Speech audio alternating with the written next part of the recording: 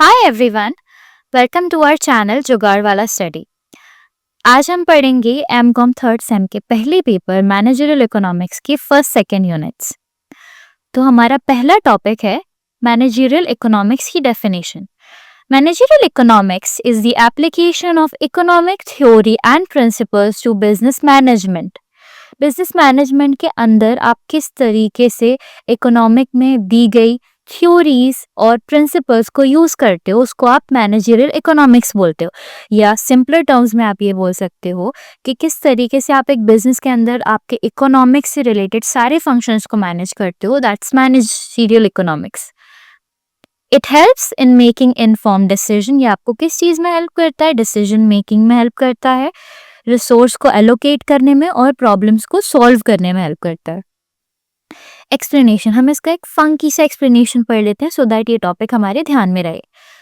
Imagine you are running a lemonade stand, or better yet, you are managing a dhaba where Bollywood stars love to chill. I know this is going to sound unrealistic, but trust me, हम unrealistic चीजें ज्यादा पसंद करते हैं। तो imagine करो कि आपका एक लेमनेड स्टैंड है, या उससे भी ज्यादा बेहतर कि आपका एक ढाबा है। अब कोई नॉर्मल ढाबा नहीं है, वहां पर बॉलीवुड स्टार्स आ रहे हैं भाई। तो अब आप अपने जो हाई लेवल कस्टमर्स हैं, यानी कि शाहरुख खान, XYZ, आप ये नहीं चाहोगे कि वो कभी भी आपके ढाबे पर आना बंद करें। तो अब आप डिसाइड करोगे कि आपको किस टाइप की चीज़ें आपके क्लाइंट्स को पसंद है, उनका आप क्या प्राइस रख सकते हो, उनमें आप क्या इंग्रेडिएंट्स यूज कर सकते हो ताकि आपके क्लाइंट्स या आपके कस्टमर्स बने रहें। तो managerial economics helps you make these decisions like a pro. और ये डिसीजंस लेने के लिए आपको क्या हेल्प करती है? Managerial economics. आप बिजनेस के अंदर अपने इकोनॉमिक पार्ट को किस तरीके से मैनेज करो, that is managerial economics. That's it. Okay, तो आगे हम पढ़ते हैं कैरेक्टरिस्टिक्स इसके। अब इसके 5 कैरेक्टरिस्टिक्स हैं which are going to be very basic. तो integration of theory and practice, interdisciplinary approach, goal oriented, dynamic, scientific and artistic. ये 5 इसके कैरेक्टरिस्टिक्स हैं। हम आगे 10 कॉमन कैरेक्टरिस्टिक्स भी पढ़ेंगे जो मैनेजरियल इकोनॉमिक्स का कोई भी क्वेश्चन आए आप उसमें लिख सकते हो। तो integration of theory and practice. अब देखो, 2 तरीके की चीजें होती हैं, 2 तरीके के लोग होते हैं। एक वो जो बतौलेबाजी करते रहते हैं और एक वो जो कुछ करके दिखाते हैं।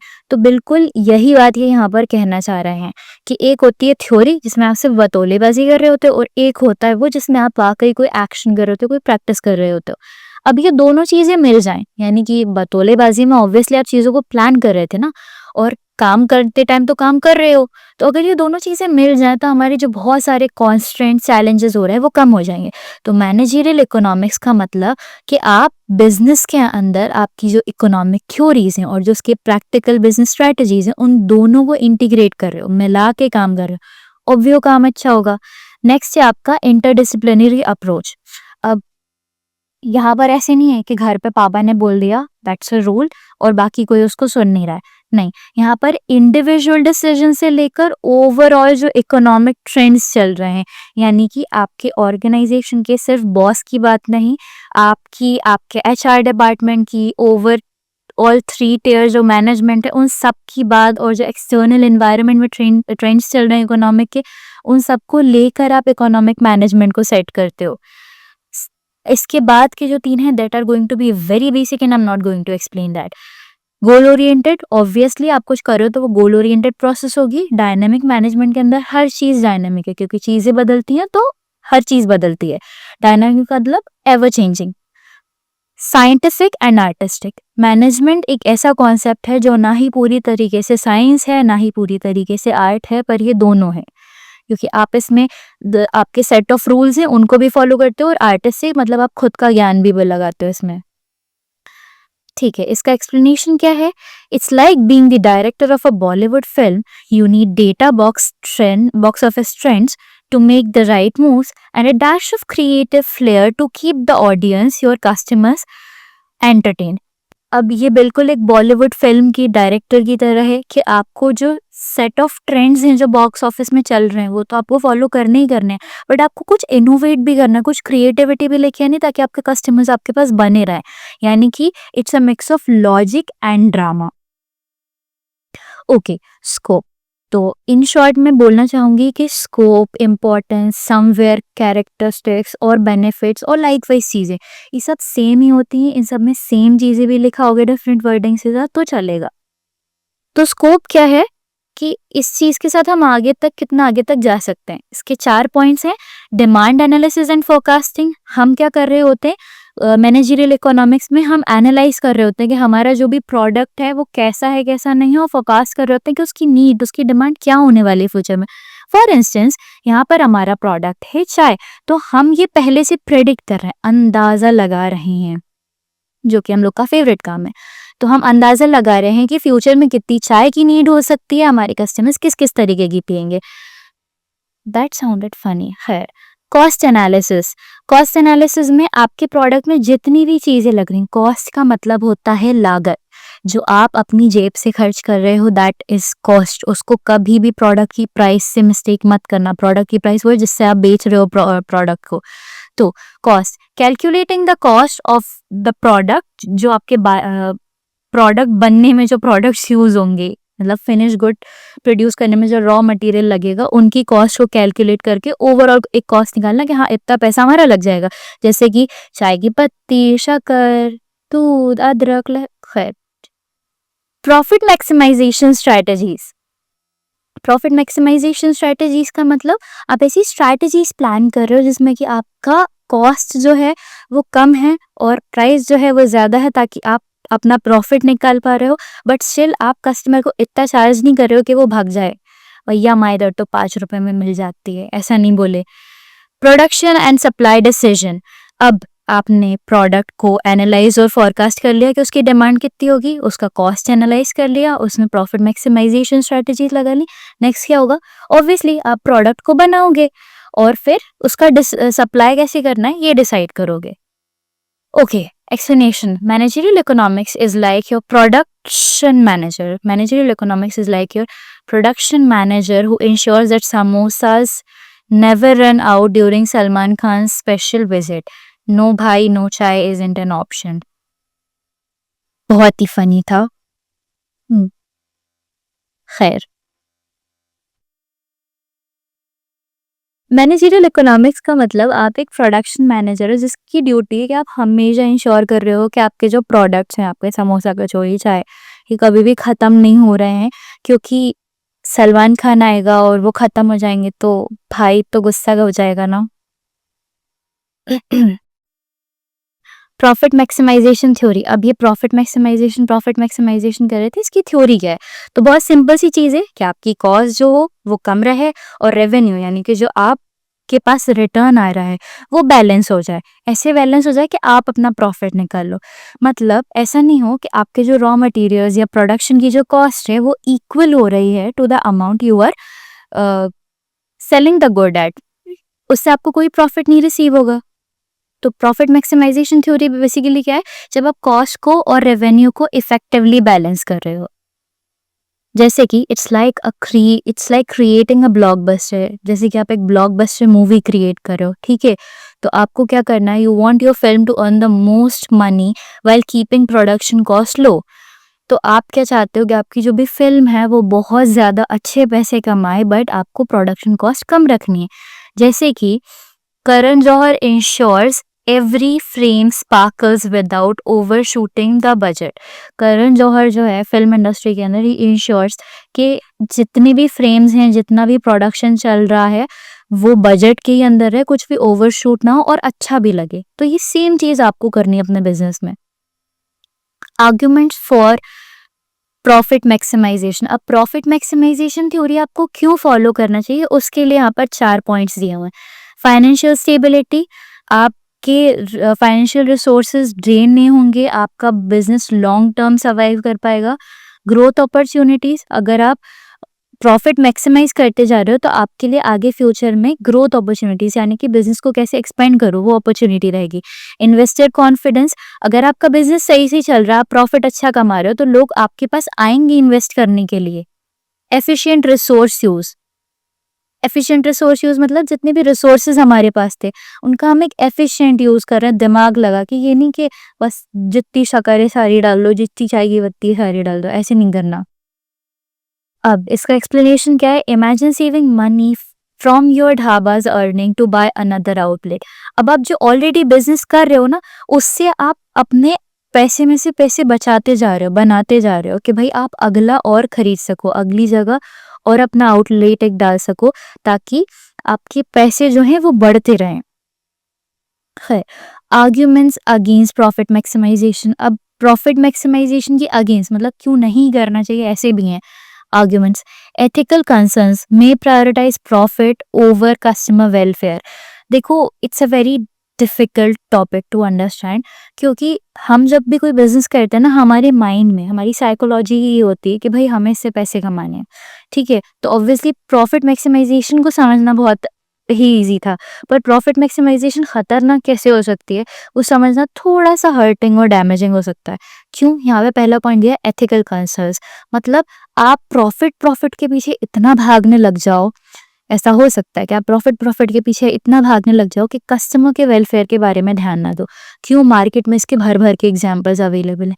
एडल्ट्रेशन, लोग खाने में कुछ भी मिला दे रहे हैं जस्ट सो कि उनका प्रॉफिट ज्यादा से ज्यादा बन सके और उनकी रिसोर्स पे जो लगने वाली कॉस्ट है वो कम हो सके। Short term focus can overlook long term goals like brand reputation. Obviously जब as soon as you get to know कि आप जिस ब्रांड से परचेजिंग करते हो वो सही चीज़ें नहीं बेच रहे हैं, तो उनकी लॉन्ग टर्म रेपुटेशन तो कुछ नहीं है। वो आपसे, आपका कस्टमर आपसे एक दो बार तो परचेस कर सकता है, बट वो आपका लॉन्ग टर्म कस्टमर कभी नहीं बनेगा। इग्नोरिंग कॉम्पिटिशन, आप प्रॉफिट मैक्सिमाइजेशन के पीछे इतना भाग गए कि आपने अपना कस्टमर छोड़ दिया, अपनी क्वालिटी छोड़ दी और आपने अपने कॉम्पिटिशन्स को भी छोड़ दिया। आप कुछ तो भी कर रहे हो बिजनेस के अंदर। सोशल रिस्पॉन्सिबिलिटी, हर बिजनेस की एक सोशल रिस्पॉन्सिबिलिटी होती है, मतलब आप देश दुनिया के लिए क्या चीज़ कर रहे हो। अपने बेनिफिट के लिए काम नहीं करते सिर्फ अपन, अपन बाकियों को उस बिजनेस के थ्रू कैसा प्रॉफिट पहुंचा पा रहे हैं, this is also important. But जब हम प्रॉफिट मैक्सिमाइजेशन में लगते हैं तो हम सोसाइटी की नीड्स को, कम्युनिटी नीड्स को नहीं देखते हैं। तो ये आर्ग्यूमेंट्स थे प्रॉफिट मैक्सिमाइजेशन के अगेंस्ट। इसका एग्जाम्पल क्या है? If your biryani prices sky rocket, even Deepika Padukone might stop visiting your dhaba. तो अगर आपके प्राइसेस बहुत बढ़ गए तो दीपिका पादुकोण जैसी बड़ी सेलिब्रिटी भी आपके ढाबा पे विजिट नहीं करेगी। Balance profit with care to keep the audience hooked. अब जो आपको प्रॉफिट रखना है ना, उसको आपको एकदम बैलेंस रखना है। ऐसे नहीं करना बहुत स्काई रॉकेट कर दी आपने प्राइसेस कि अच्छे जो अ, मतलब जो बहुत ओवर अचीविंग और जो बहुत मैक्सिमाइज अर्निंग वाले लोग हैं वो भी आपके पास विजिट नहीं करे, जस्ट बिकॉज क्योंकि मार्केट में जो चीज़ इजीली अवेलेबल है, सस्ते में, वो आपके पास ही वो महंगा क्यों ही लेगा। खैर, नेक्स्ट टॉपिक पर हम आते हैं, types of managerial economics decision. Managerial economics के 4 टाइप्स के डिसीजन हम पढ़ते हैं। ऑपरेशनल डिसीजन, ऑपरेशनल मतलब जो काम काज से रिलेटेड है, जो एक्चुअल में आप वर्किंग कर रहे होते हो ना, जैसे कि आपका प्रोडक्शन हो गया या आपके जो वर्कर्स जो काम कर रहे हैं या जो सप्लाई वाले काम है, ये सब ऑपरेशंस में आते हैं। तो ऑपरेशनल डिसीजन में आपको मैनेजरियल इकोनॉमिक्स का यूज होता है। स्ट्रैटेजिक डिसीजन, स्ट्रैटेजिक डिसीजन मतलब आप कोई चीज़ प्लान करो, लॉन्ग टर्म प्लान करो कि ऐसा ऐसा होना है, ये करना है, वो करना है, उससे रिलेटेड जितने डिसीजंस होंगे वो आपके स्ट्रैटेजिक डिसीजन होंगे, आप चीज़ों को स्ट्रैटेजाइज कर रहे हो। टैक्टिकल डिसीजन, टैक्टिकल डिसीजन जो आप काम करने से रिलेटेड डिसीजन ले रहे हो, जैसे कि आप एडजस्ट कर रहे हो your chai recipe to include masala for winter, मतलब आपको पता है आगे फॉरकास्ट कर रहे हो आपके विंटर आने वाले, तो उसके हिसाब से आप चाय की रेसिपी चेंज करोगे। That's a tactical way of handling the situation, दिमाग लगा के कर रहे हो आप ये। रूटीन डिसीजन जो डेली बेसिस पे लेने पड़ते हैं, रूटीन। अब पर्पस ऑफ मैनेजरियल इकोनॉमिक्स, अब मैनेजरियल इकोनॉमिक्स से तो ज़रूर किसी वजह से कर रहे होंगे। It aims to provide a systematic framework for analyzing business decision and market strategies. इसका मेन एम क्या है कि आपको एक सिस्टमेटिक फ्रेमवर्क मिल जाए, एक ब्लूप्रिंट टाइप की चीज़ मिल जाए कि भाई आपको बिज़नेस में किस टाइप के डिसीजंस लेने हैं, किस तरीके से लेने हैं और आप उन्हें एनालाइज़ कैसे कर पाओ, मार्केट स्ट्रैटेजीज़ को एनालाइज़ कैसे कर पाओ।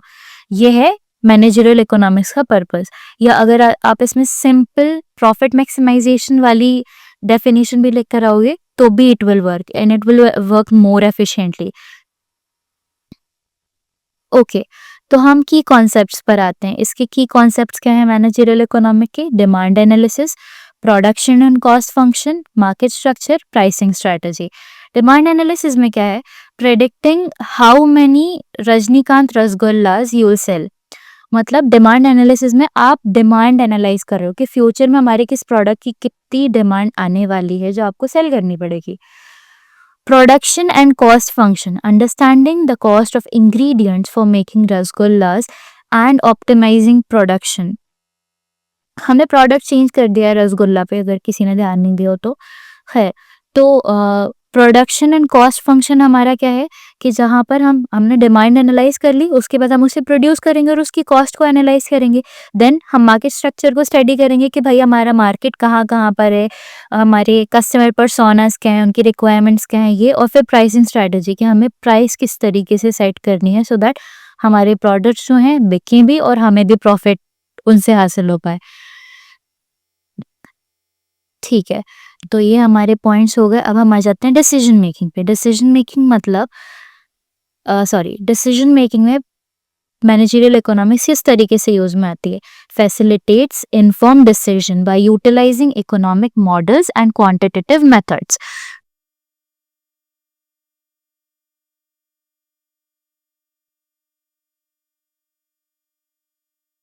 डिसीजन मेकिंग मतलब facilitates inform decision. Managerial economic हमें सही डिसीजन लेने में हेल्प करती है बाय यूजिंग इकोनॉमिक मॉडल्स, जो ऑलरेडी अवेलेबल इकोनॉमिक मॉडल्स हैं प्रीवियस यूज की स्टडीज के थ्रू, जो हमने इकोनॉमिक मॉडल्स सेट करे हैं उनके थ्रू, और क्वांटिटेटिव मेथड्स के थ्रू हम डिसीजन मेकिंग में यूज करते हैं इकोनॉमिक मैनेजरियल इकोनॉमिक्स को। अब इसका एक्सप्लेनेशन पढ़ लेते हैं।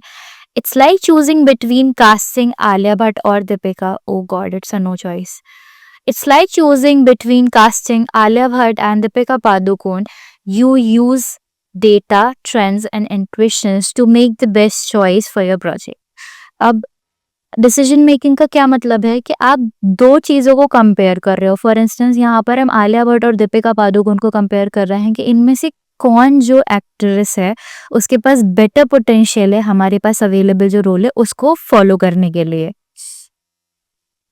इसके लिए आप क्या करोगे? आपके पास जो अवेलेबल डाटा है यानी कि उनकी प्रीवियस मूवीज जो रही होंगी उनके बेसिस पे आप उनको एनालाइज करोगे।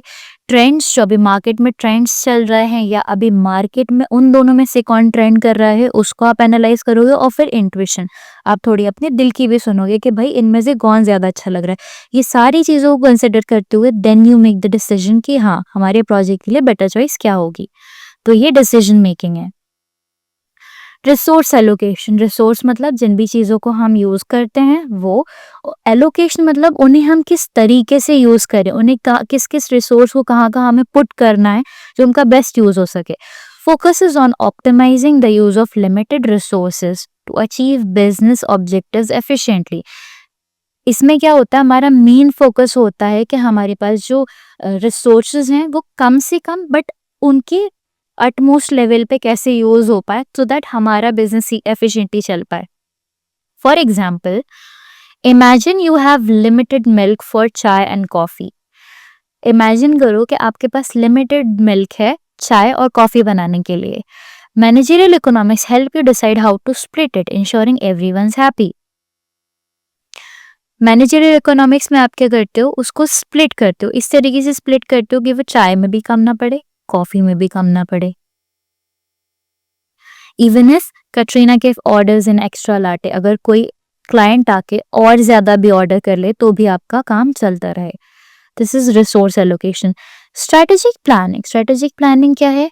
Incorporates economic insights into the strategic planning process for sustainable business growth. Economic insights को, इंसाइट्स मतलब जो आपके पास डेटा, इंफॉर्मेशन, उसके जो मिनट्स अवेलेबल हैं आपके पास, उनको आप इस तरीके से इनकॉर्पोरेट कर रहे हो, यूज़ कर रहे हो स्ट्रैटेजिक प्लानिंग के अंदर, ताकि आपका बिजनेस का ग्रोथ जो है वो और सस्टेनेबल बन सके और ज़्यादा ग्रो कर सके। ये स्ट्रैटेजिक प्लानिंग है कि आप बहुत अच्छे से चीज़ों को, हर चीज़ को देख देख के प्लान कर रहे हो।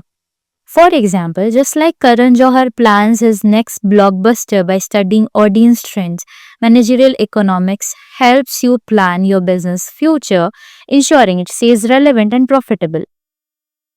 अब फॉर एग्जाम्पल, कोई भी डायरेक्टर जो है वो अपने नेक्स्ट फिल्म को लॉन्च करने से पहले अपने ऑडियंस को अच्छी तरीके से स्टडी करेगा, यानी कि अपने कस्टमर्स को अच्छी तरीके से स्टडी करेगा कि वो इस टाइम पे क्या पसंद कर रहे हैं, उनकी नीड्स क्या हैं, उनके पर्सोनास को अच्छी तरीके से पढ़ेगा। तो मैनेजरियल इकोनॉमिक्स भी यही है कि आप प्लान करते हो आपके बिजनेस का फ्यूचर क्या होने वाला है, लोगों की डिमांड क्या होने वाली है, ट्रेंड्स क्या होने वाले हैं, और उसके बेस पर ही आप रेलेवेंट डिसीजंस लेते हो, अच्छी सी चीज़ें प्लान करते हो, ताकि आपका बिजनेस प्रॉफिटेबल और सस्टेनेबल हो। अब एज आई प्रॉमिस कि we are going to discuss advantages and disadvantages and characteristics, जो कि पूरे मैनेजरियल इकोनॉमिक्स के पेपर में आप हर आंसर के साथ चिपका के आना, आपको कोई मार्क्स नहीं कटेंगे। और these are the common advantages, disadvantages and characteristics. तो अगर आपको आंसर नहीं भी आ रहा है, उठा के ये टीपना चालू कर दो, you will get the marks. तो हम एडवांटेजेस पे आते हैं। Helps in effective decision making, effective decision making में ये हेल्प करता है, बिजनेस एफिशिएंसी को इन्हांस करने में हेल्प करता है, इम्प्रूव्स रिसोर्स एलोकेशन, रिसोर्सेज को सही तरीके से एलोकेट करने में हेल्प करता है, फैसिलिटेट्स लॉन्ग टर्म प्लानिंग को किस तरीके से करना है, कैसे नहीं करना है, उसको करने में हमें हेल्प करता है, प्रमोट्स फाइनेंशियल स्टेबिलिटी में हेल्प करता है, इनोवेशन यानी कि क्रिएटिविटी, नई नई चीज़ें हम कैसे करें उनको इंकरेज करता है, स्ट्रैटेजिक ग्रोथ को सपोर्ट करता है, मार्केट ट्रेंड समझने में हेल्प करता है, कॉस्ट और रेवेन्यू को बैलेंस करता है, और कॉम्पिटिटिव एज बनाने में आपकी मदद करता है। नेक्स्ट हमारा आता है disadvantages. Over reliance on data can ignore human factors. अब मैनेजरियल इकोनॉमिक्स में ना, आपने जितनी भी डेफिनेशंस मैंने अभी बताई, सब में मैंने ये बताया ना कि आप डेटास को एनालाइज कर रहे हो। तो यहाँ पर ये बात है कि अगर आप कंप्लीटली डेटा पे रिलाई करोगे ना, और बिल्कुल भी कोई रिसर्च नहीं करोगे और अपने इंट्यूशन को फॉलो नहीं करोगे, तो आप ह्यूमन फैक्टर खो दोगे। मे ओवरलुक एथिकल कंसर्न्स, जो कि हमने प्रॉफिट मैक्सिमाइजेशन में पढ़ा कि प्रॉफिट के पीछे भागते भागते इंसान कायदा भूल जाता है, एथिकल कंसर्न्स को ओवरलुक करने लग जाता है।